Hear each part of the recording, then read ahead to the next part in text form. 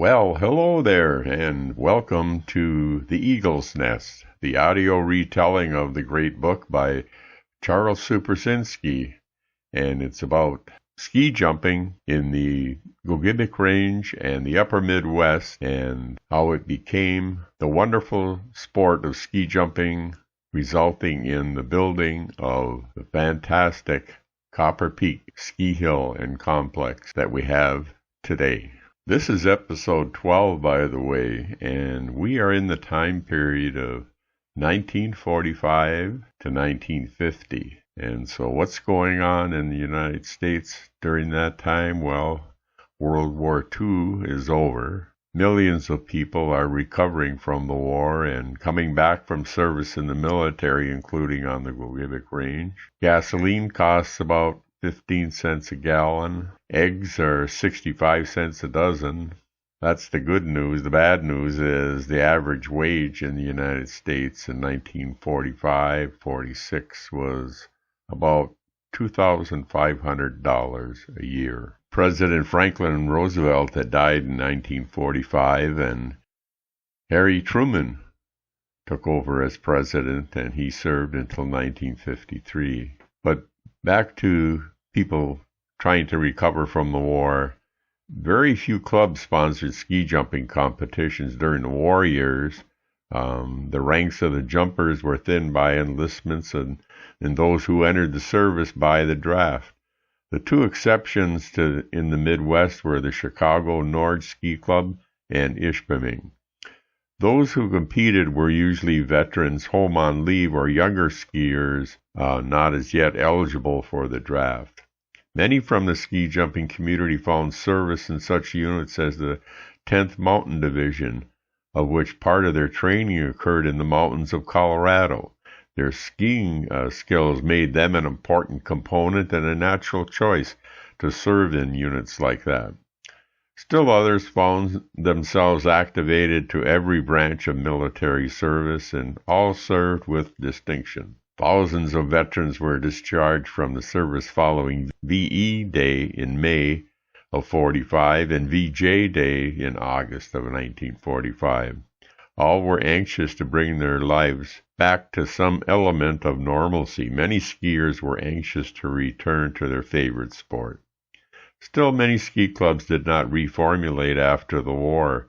The number of communities which maintained ski jumping programs fell dramatically as a result of the disruptions the war had caused. Of the nearly 57 ski clubs in the Midwest in existence before the war, more than half never did reorganize.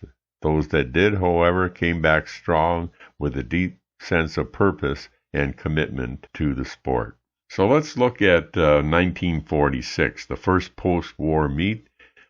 Ski jumping returned with a vengeance to Ironwood following the war. The first post-war reorganizational meeting of the Gogebic Range Ski Club was held at the Ironwood Memorial Building on Tuesday, October 16, 1945. Several important decisions were made, including voting to hold its annual tournament in February, voted to sponsor a junior ski jumping club for younger boys, and named Leo Anderson to head the group as chairman. They expressed interest in finding a hill larger than Wolverine. The Gogebic Range was also anxious to see ski jumping return to the area, and there was a very encouraging announcement in the Daily Globe in its edition of December 5th, 1945. The Range Ski Club gets a surprise, was the headline. Businessmen back club financially in renewal of activity. The Gogebic Range Ski Club received a surprise at its meeting last night when H.W. Johnson presented a purse of several $100s contributed by local businessmen to aid the club in getting back on its feet. By early January of 1946, 26 former ski jumpers had registered with the Gogebic Range Ski Club and were anxiously waiting to compete throughout the Midwest. They included, and you'll notice that all of these names are starting to become very familiar. The senior class, Leo Anderson, Bruno Rodriguero, John Lytela, Sam Davey, Wayno Reamery. In Class A, Earl Minkin, Aino Weemery, and Nick Hakela. Class B, Ray Anderson, Laurie Weemery, Joe Muckowitz, Walter Coos, Herb Kuklinski, Don Hine, Leo Hine, Roy Walkama, Don Packmeyer, Roy Hippica, and Robert Minkin. And in Class C, Chester Coos, Reno Hippica, Donald Canoodla, Toivo Savonen, Eugene Van Hoof, Doug Swanson, and Don Sell. Before the season was over, several others joined the club and included Knut Johnson in the senior class, Mark Deline in Class B, David Forsberg in Class C, and Ironwood's famous Ted Sabursky in Class A. Many of these persons would become members of the board of directors of Copper Peak as the years went on. The club had a lot of work ahead of itself, repairing the scaffold and preparing the snow on the hill in preparation for their meet scheduled for February 17th. The energy and vibrancy of the club is noted. Call them diehards or whatever you will, but the local ski jumpers know what this part of the country offers in the sport of ski jumping, and recall the days when Ironwood and Gogebic Range boasted the best in the land when it came to competitive skiing. And now the Gogebic Range Ski Club is back in the business of promoting the ski sport in an effort to put the range back in the national ski picture. The Gogebic Range Ski Club's first post-war meet on February 7, 1946, was promoted as a memorial event to honor the memory of two fallen Ironwood skiers, Corporal Jack D. Zambrowitz and PFC Herbert C. Johnson. 27 Ironwood skiers had committed to compete at Wolverine, led by Ted Sabursky, the 1940 Olympian and Central Division champion. Ironwood skiers swept the senior class with Sam Davey, Knut Johnson, Wayno Weemery, and John Lytela copying the first four places. An Ironwood rider who posted himself as a definite threat in the future and would have ranked high in the final standings had he been able to ride out his first effort was Chester Coos. Class C performer, Coos fell on his first jump of 189 feet, then leaped 180 feet on his second try. As a 10-year-old youngster, the author of this book, Charlie Suprasinski, and two older siblings, Ray and Florian, had the opportunity to witness this event. The memories of Uncle Coos's performance are still vivid. As a 17-year-old high school senior, he had made quite an impression on the spectators present. On his first leap of 189 feet, at which he fell, Coos had such height over the knoll that I'm sure he thought he was going to outjump the hill and hit the flat of the bottom. Consequently, he pulled back at the last minute and fell on his back. Had he stayed with the flight, it is very possible that he could have broken Torgor Tokol's record of 216 feet set in 1942. By the way, Charlie mentioned that his Uncle Chester had given him his first pair of jumping skis. 1946 was also the year that the Copper Peak Project was announced. The feature story of the Daily Globe on Tuesday, March 5, 1946, was the unveiling of the plan to develop Mount Chippewa to hold what could be the largest ski slide in the world. The announcement immediately sent the ski jumping community throughout the Midwest humming with excitement. The 1947 ski jumping season started off a little bit slow. Members of the club were unable to get any practice at Wolverine due to the lack of sufficient snow early in the season. This did not dampen their efforts to participate in out-of-town events, though. The Gogebic Range Ski Club members welcomed an early heavy February snowfall to assist preparation of Wolverine for its meet on February 16th. Numerous top competitors had expressed their desire to compete at Ironwood, including Eric Lindstrom of Sweden, who had won 4 championships in Europe, the Central Class A Championship in St. Paul, and had first-place finishes at Beloit and Duluth.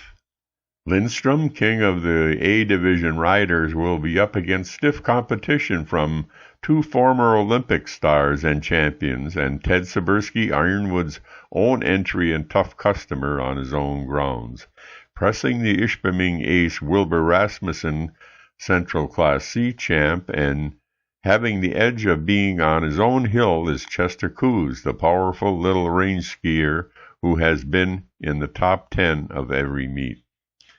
By the day of the competition, 118 skiers had registered to compete, including 23 from the local Ironwood Club and 17 from Ishpeming. The best riders in the country were here, but ski jumping is a sport filled with surprises, as this headline shows. The headline said that Ted Seberski scored a slam in the Wolverine Hill event. He vaulted 202 feet to capture the title. Ted Seberski, always a distance pace setter but never a finisher on his home slide, and until this year a consistent out-of-town winner, outclassed a long list of champions to score a Grand Slam for Class A honors at this 1947 meet.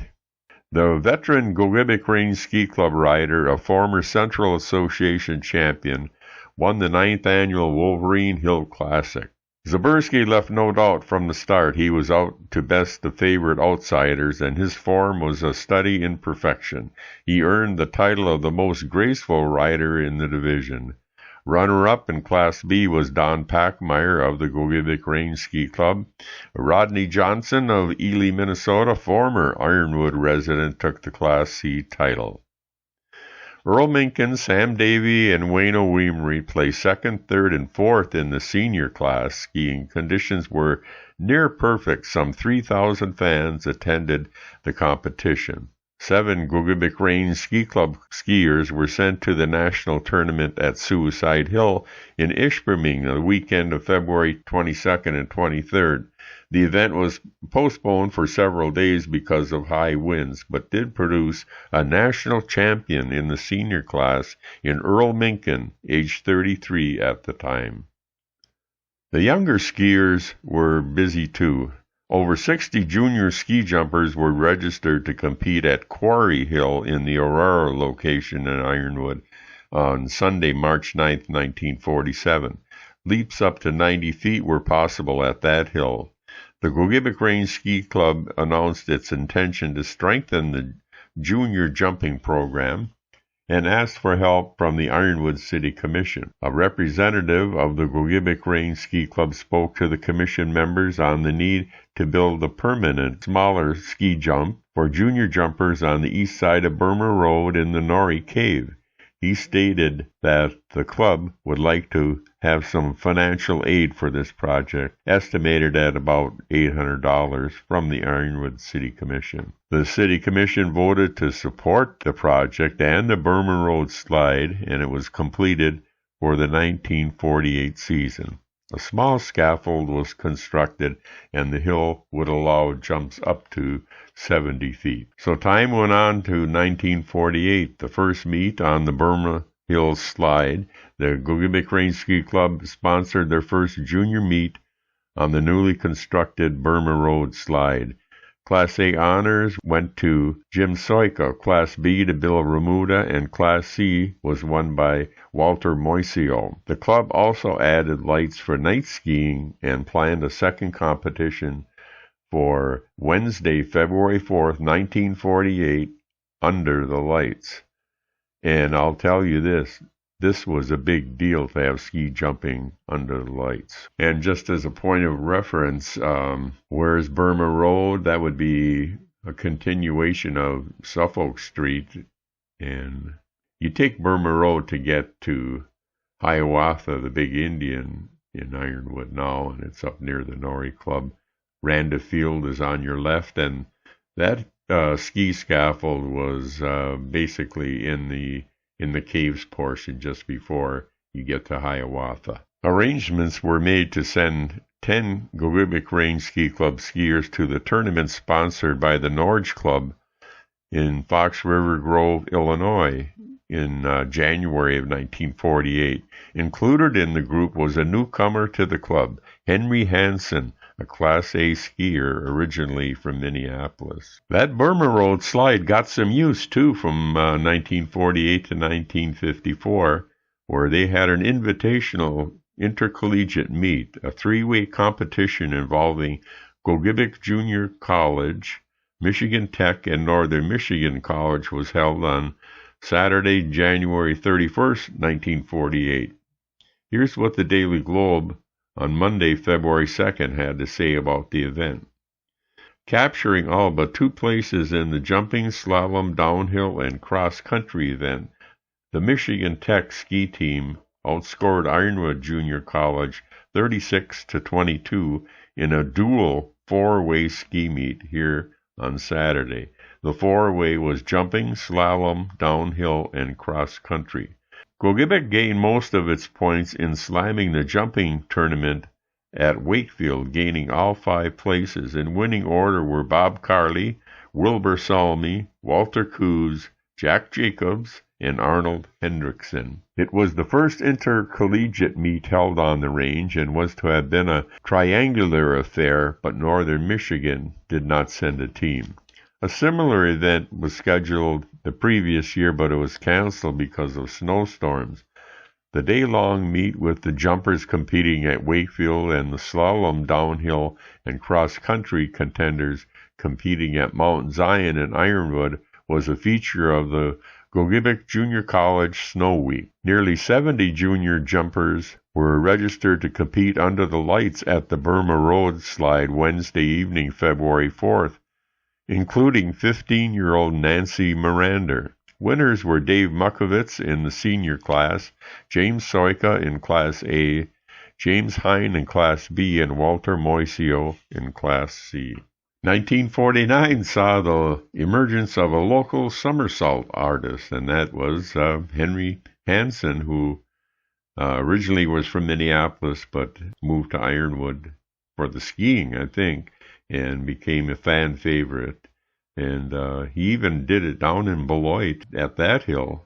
The fans at the Big Hill ski meet at Beloit were treated to a thrill ride put on by Gogebic Range Ski Club rider Henry Hansen. He did a somersault off the slide, and Hansen's daring feat drew a big hand from the crowd. The 1949 Wolverine Invitational meet highlighted 2 talented Finnish skiers, Matti Pitikainen and Leo Laakso. They were the big attractions as the 11th annual Wolverine Hill tournament was set for Sunday, February 13th, but the headlines of the Daily Globe on February 10th of 49 said, Hansen to somersault Sunday at Wolverine Hill. This will be the first time that a somersault while on skis has been attempted off the slide itself. More than 100 skiers, one of the largest groups of competitors, were attracted to that Wolverine meet, including 18 from the local club. Once again, the Ishpeming skiers ruled the event, with Joe Peralt capturing top honors in Class A with leaps of 213 and 214 feet, nearly breaking the 260-foot record set by Torgel Tokel in 1942. Locals Bob Carley and Henry Hansen placed 8th and 9th in the strong Class A field.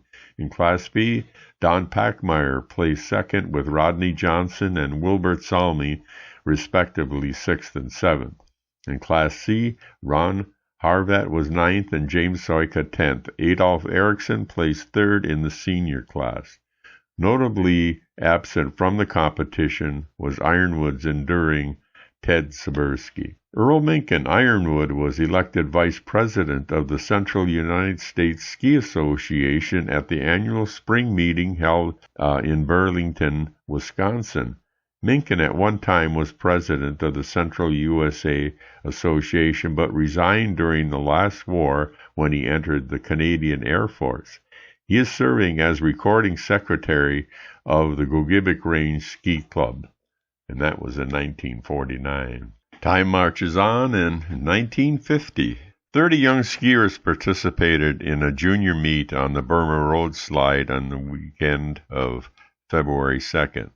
Laurie Kivisto, Bill Remuda, Walter Moisio, and Ron Weimery took top honors in the senior A, B, and C classes, respectively.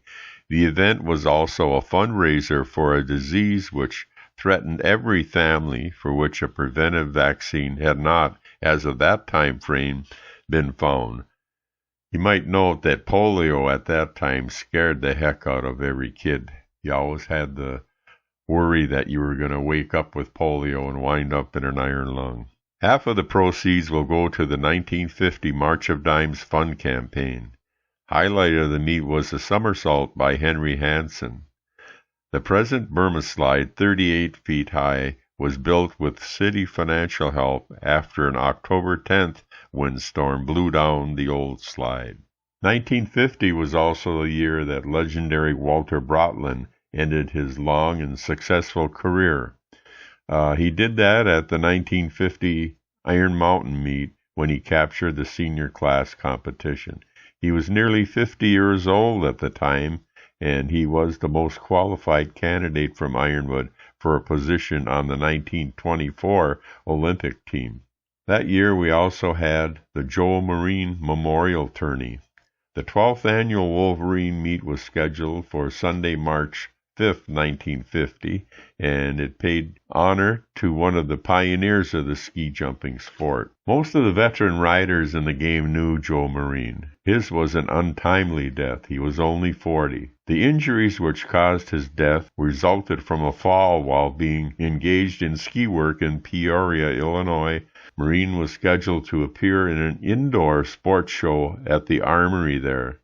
His role in the show was to be an exhibition of ski jumping on an indoor slide.